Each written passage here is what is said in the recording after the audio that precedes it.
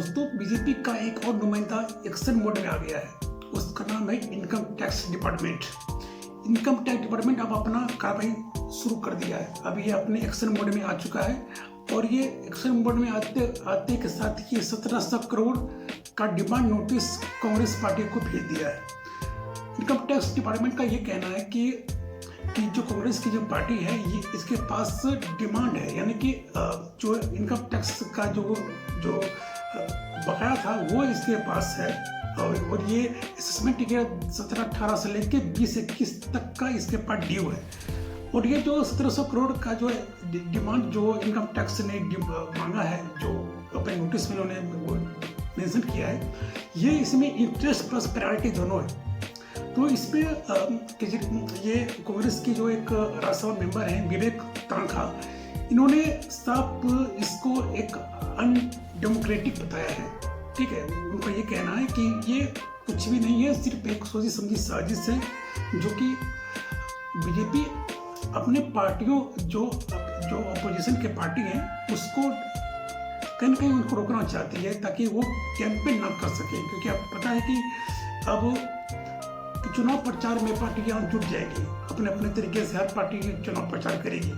तो चुनाव प्रचार के लिए चाहिए फंड, और फंड तभी होगी जब उसके पास पैसे रहेंगे।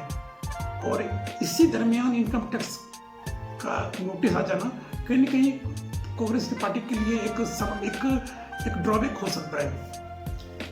तो इस पे जो है कि इनकम टैक्स जो नोटिस भेज चुकी थी है ना कांग्रेस को, तो कांग्रेस के जो लीडर हैं आपका ये और एमपी भी हैं विवेक तांखा, इन्होंने ये कहा कि इनकम टैक्स डिपार्टमेंट पहले ही 135 करोड़ रुपये ले चुकी है।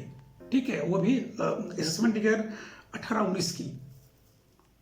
तो और फिर से ये डिमांड नोटिस आ गया है इनकम टैक्स की तरफ से।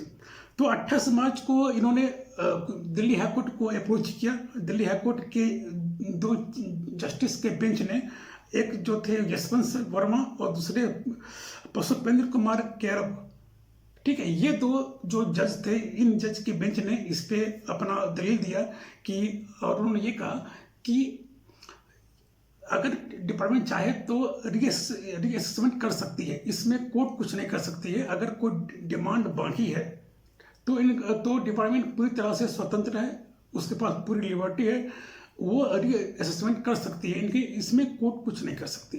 ठीक है, तो ये सीधा सा एक हथकंडा है ना कि अब तो पार्टियां अपने अपने तरीके से चुनाव प्रचार करेगी। इस पे राहुल गांधी का ये कहना है कि ठीक चुनाव से पहले कांग्रेस पार्टी का जो बैंक अकाउंट था वो भी सेंट्रल गवर्नमेंट ने सीज कर दिया। अब सीज कर दिया तो कोई भी अमाउंट उस अकाउंट से विथड्रॉ नहीं होगी और न ही पार्टियां अब पैसे खर्च कर सकती है। तो इसी पे राहुल गांधी का ये बयान था कि अब पार्टी के पास पैसे बचे नहीं है।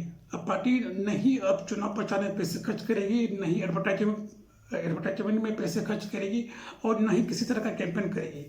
तो ये सीधा साधा एक डेमोक्रेटिक में एक डार्क पल कह सकते हैं, है ना।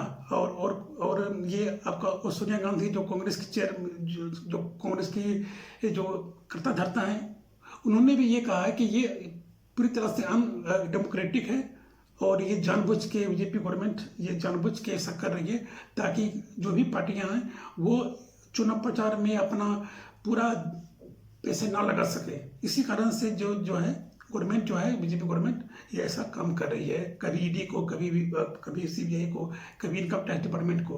क्योंकि आपको मैंने पहले वीडियो में मैं बता चुका था कि गवर्नमेंट का ये तीन जो बॉडी हैं इसी का वो मिसयूज कर रही है। ठीक है, ये तीनों जो हैं वो गवर्नमेंट के नुमाइंदे हैं जिससे वो अपना हथकंडे की तरह उसको इस्तेमाल कर रही है। शुक्रिया, धन्यवाद।